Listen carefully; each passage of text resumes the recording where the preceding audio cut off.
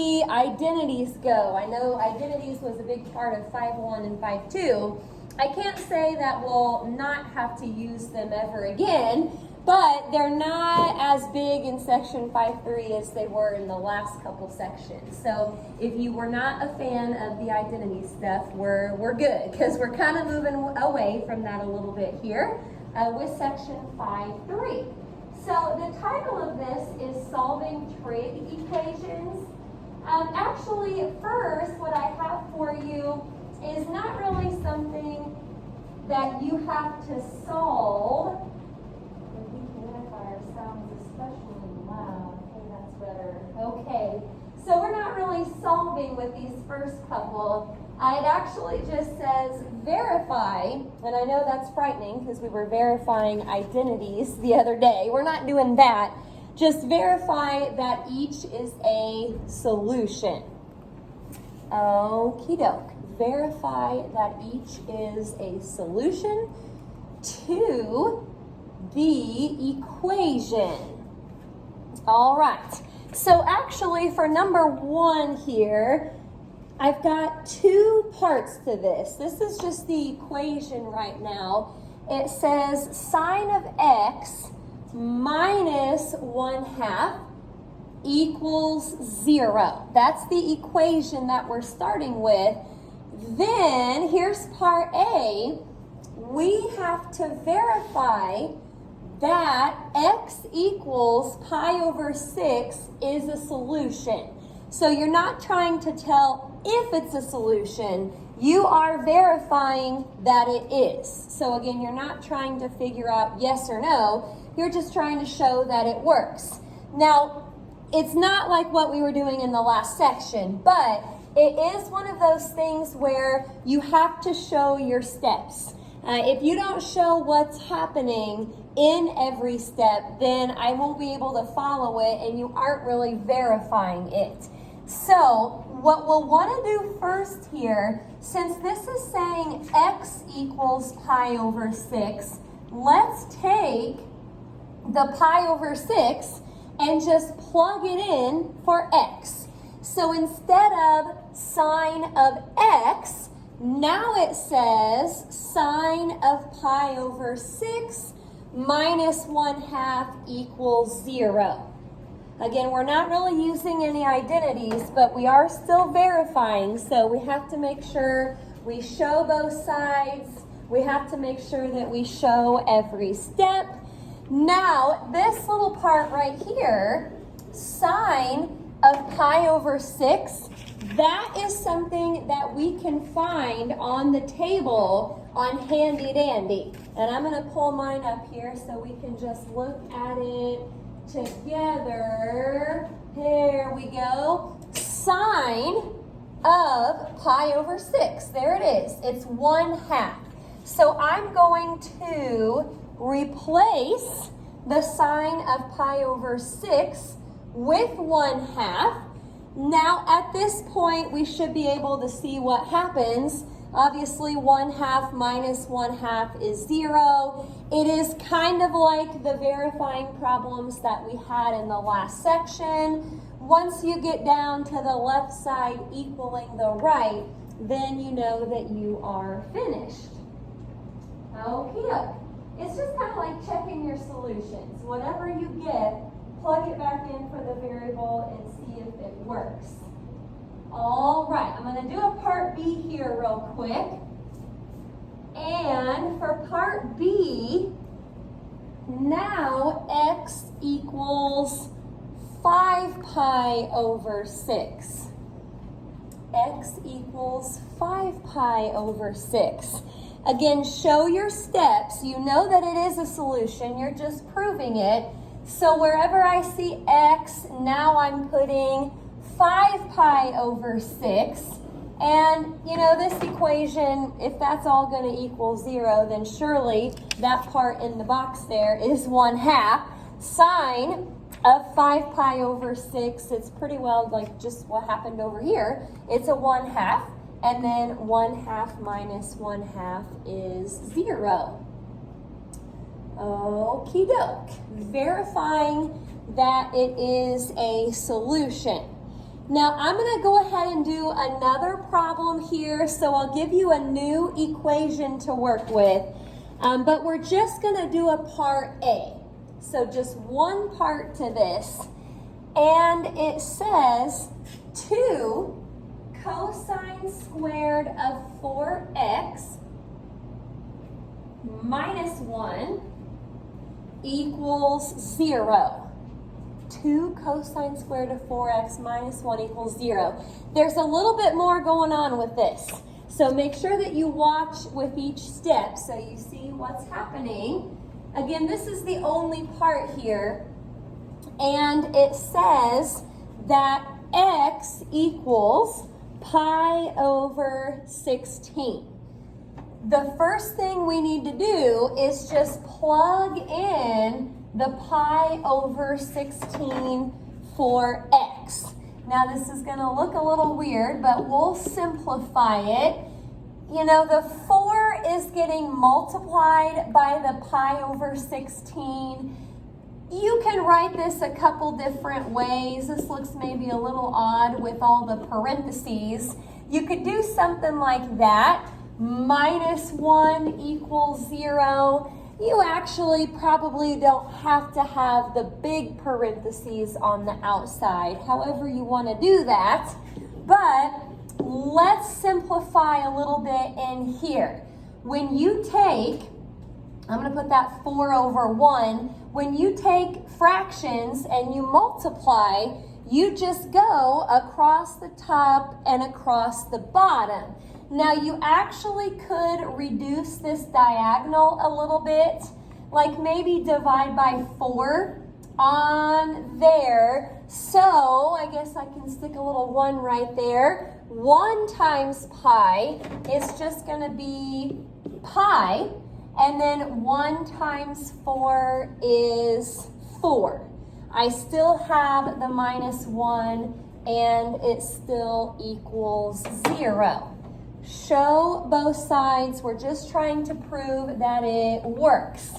Okay, so I'm down to this part. Again, you could probably not use these parentheses if you don't want to. It says 2 cosine squared of pi over 4. Let's think about this square right here for a second.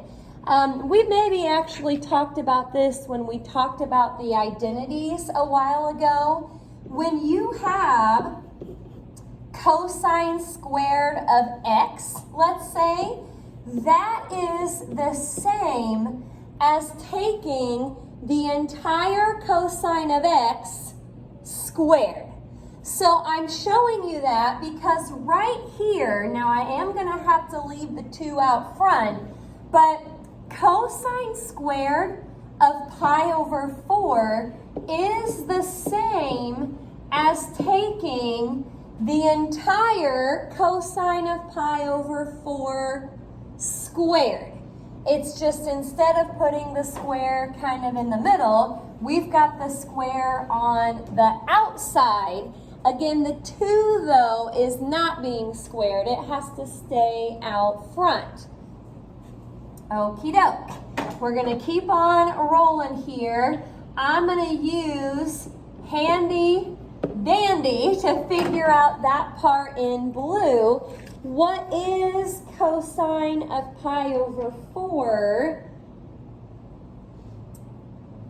Yeah, you got a square root of 2 over 2. So let me put that in there real quick. Instead of cosine of pi over 4, it's now square root of 2 over 2.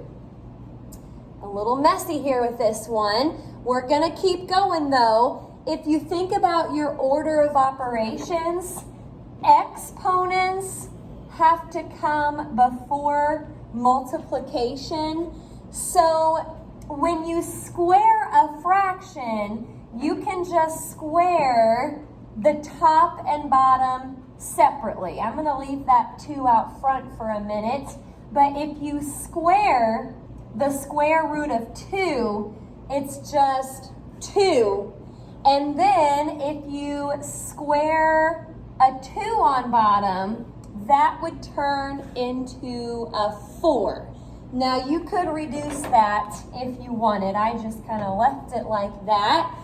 Now, if I keep going, you can stick the 2 over 1. So this right here turns into a 4 over 4 once you multiply across the top and across the bottom. Well, 4 over 4 is 1. Finally, I see that 1 minus 1 is going to give me 0. Okie doke. So we plugged it in, we multiplied, simplified, and you just have to think of that square a little bit differently. Kind of pull it to the outside so you can see that you're squaring that whole thing. Okie dokie. Any questions about number 2? All right. So we've verified. Now let's go ahead to the next set of problems, which says solve each equation. So now we actually have to solve. It also says keep all solutions. Keep all solutions. And leave your answer in terms of pi. Okie doke. Your homework, by the way, might have some different directions. Sometimes they throw solutions out. We're not really to that part yet. We're just going to keep all of them. We're going to leave our answers in terms of pi. Okie doke. Well, here comes the first one. We have to solve it now. And this one says 2 cosine of x minus 1 equals 0. 2 cosine of x minus 1 equals 0. Basically, what you want to do here, and this won't be the only thing that we do, but we want to get the trig function, by itself. Get the trig function by itself.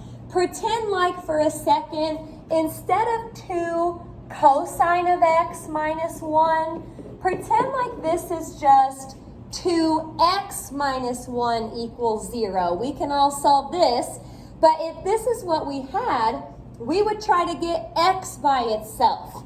That's kind of what's happening here, but we're trying to get not just x by itself, cosine of x by itself. So actually, our first step up here is going to be like what our first step would be down here. We need to add the 1 to both sides. Okie dokie, that gives me 2 cosine of x equals 1. We're not quite here yet. We still need to divide both sides by 2. So now it says cosine of x equals 1/2. Now I may write something else out to the side here real quick. To finish this problem, we really just need to look at our handy dandy table, and we're going to look to see where on handy dandy, HD, where on handy dandy does cosine equal 1/2? Where on handy dandy does cosine equal 1/2? So I'm going to have to scan the cosine row, and I'm going to look to see where the 1/2s are. Okie dokie, here I go. Cosine, there's a 1/2. Nope, those are negative. There's another 1/2. So remember, keep your answers in terms of pi. Our answers are going to be pi over 3 and 5 pi over 3. I got them right off of the table. There they are. Now I suppose you could plug them back in to kind of check like we were on the last couple problems. Not totally necessary though. Just get the trig function by itself and then you should be able to use handy dandy. Okie doke. Any questions on that one? Alrighty, well let's keep going here. Example 4, way up there, we've got 3 tangent squared of x minus 1 equals 0. 3 tangent squared of x minus 1 equals 0. Same kind of idea to start with. We want to get the trig function by itself. So I realize it's squared here. That's a little bit different than what we're used to, but I'm going to start it the same way as the last problem. Let's add the 1 to both sides. Then we're going to have to divide by 3 on both sides. So there's that. It now says tangent squared of x equals 1/3.